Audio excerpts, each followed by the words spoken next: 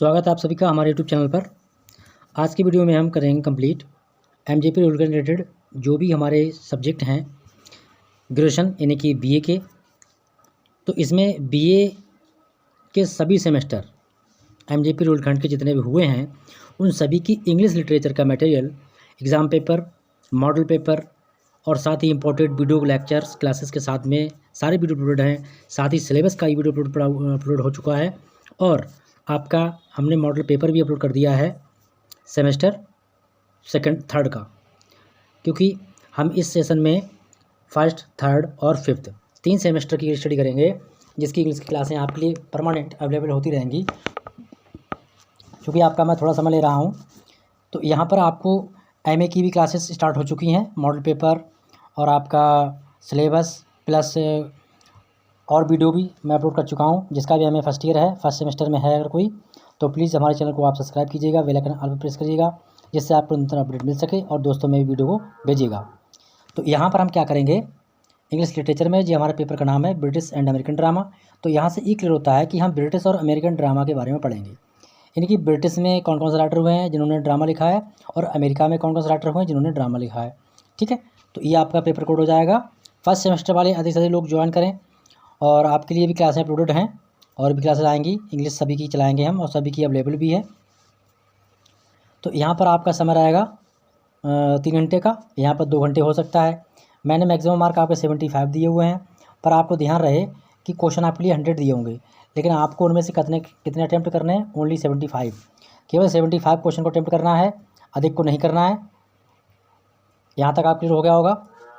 तो और एमजेपी से रिलेटेड जितने भी हमारे बीए के कोर्स से रिलेटेड सब्जेक्ट हैं बीए में, तो वो सारे सब्जेक्टों की स्टडी हम कराते हैं अपने चैनल पर, इम्पोर्टेंट क्वेश्चन के साथ में, एग्ज़ाम पेपर के साथ में, और उसका सलूशन भी कराते हैं।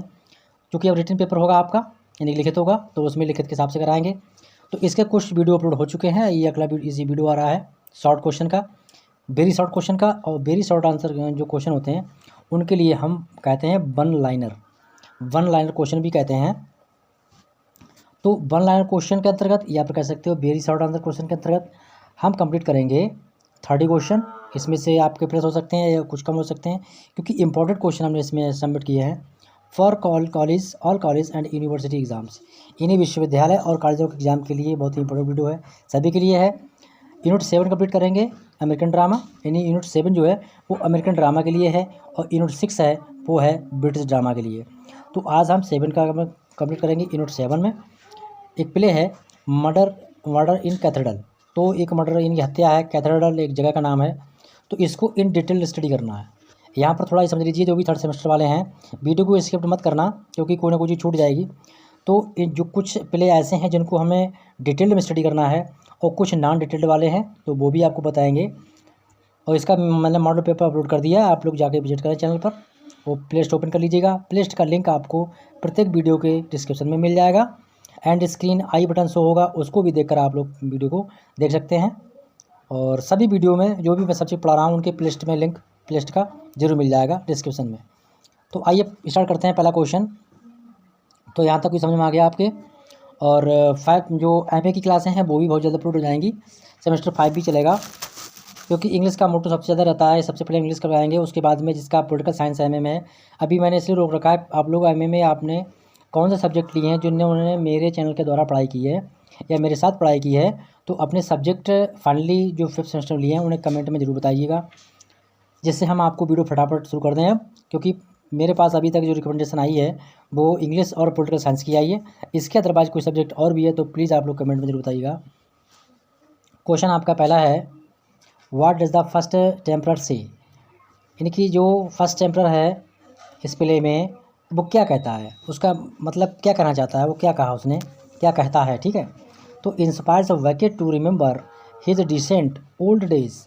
ठीक है, वैकेट क्या है, वो टेम्पर जो है इंस्पायर्ड वैकेट टू रिमेंबर, मतलब वैकेट से इंस्पायर होकर प्रेरणा मतलब कि प्रभावित होकर उसे वो क्या कहता है, वैकेट टू रिमेंबर मतलब याद करता है हिज डिसेंट ओल्ड डेज, अपने पुराने हसीन दिनों के लिए, विद किंग हेनरी बिफोर, यानी कि राजा हेनरी के साथ, before his exile to fix his relationship with the Henry second. अपने 7 साल के वनवास को के साथ ही जो उसका संबंध होता है उसके साथ, तो उसका संबंध जो होता है वो स्थापित करता है हेनरी सेकंड के साथ, यानी जो किंग हेनरी सेकंड थे उनके साथ में। अगला क्वेश्चन आगे देखते हैं। क्वेश्चन नंबर 2 है हमारा, what was the full name of T S. Eliot. देखिए यहाँ पर समझ लीजिए, जो आपका मर्डर इन कैथेड्रल है वो टी.एस. एलियट का प्ले है। टी.एस. एलियट एक ड्रामाटिस्ट हैं, इनकी कुछ और भी प्ले हैं अमेरिकन ड्रामा में। तो आज अमेरिकन ड्रामा की बात हो रही है 7 यूनिट नंबर 7 में। तो the full name of T S. Eliot was, क्या नाम था, थॉमस स्टीयन्स एलियट, ये पूरा नाम है इनका। When was Eliot awarded with Nobel prize, जो एलियट थे उनके लिए नोबेल प्राइज़ से कब नवाजा गया था, कब सम्मानित किया गया था। आंसर आपका बनेगा, तो Eliot's awarded with Nobel price इन 1948, 1948 में इनके लिए नोबेल प्राइज़ से सम्मानित किया गया था। किसको, टी.एस. एलियट के लिए। क्वेश्चन नंबर 4 है, how many parts murder in cathedral is divide into. जो मर्डर इन कैथेड्रल ड्रामा है ये कितने पार्ट में डिवाइड है, यानी कितने भागों में इसको बांटा गया है। तो murder in the cathedral is divide into 2 parts. Murder in cathedral जो है वो 2 पार्ट में, यानी कि 2 भागों में इसको डिवाइड किया गया है, यानी 2 पार्ट में डिवाइडेड है। अगला क्वेश्चन है, how many years exile was given to Thomas Becket. Thomas Becket के लिए कितने वर्षों का वनवास हुआ था, या कह सकते हैं आप अज्ञातवास हुआ था। तो Thomas Becket was given the exile of 7 years. जो थॉमस बकेट थे उनके लिए 7 साल का वनवास दिया गया था। अगला क्वेश्चन देख लेते हैं।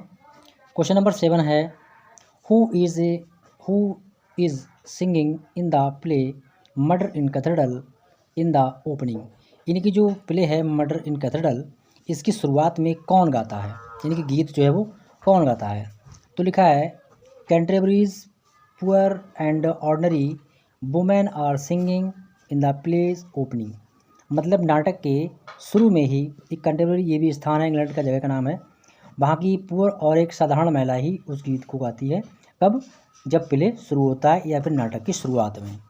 क्वेश्चन अगला है, discuss the dramatic significance of the chorus in murder in cathedral.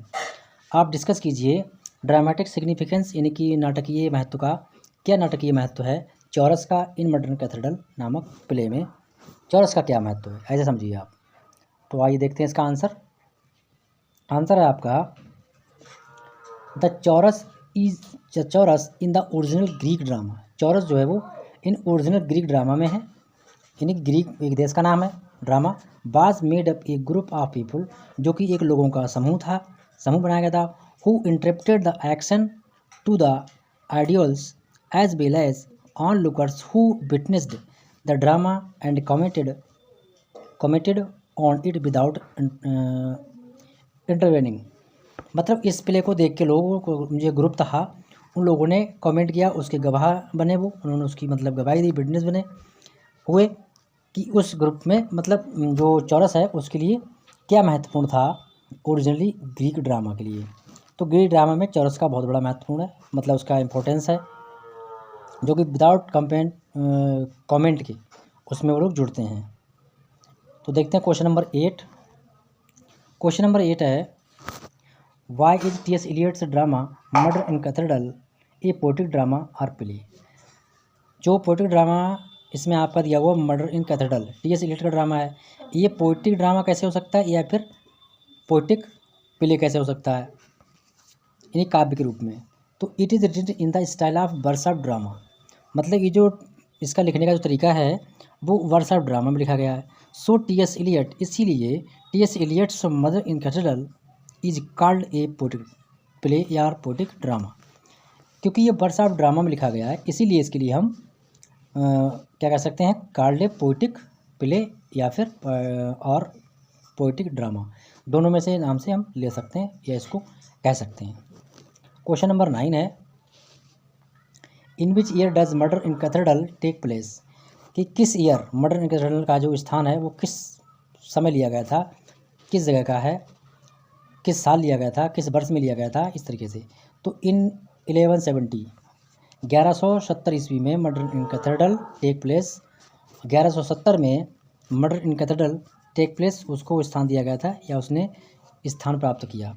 Question अगला है 10, in which city in England does the story take place. In the city in England, यानी कि इंग्लैंड के शहर में जो इसकी कहानी है वो किस जगह की है।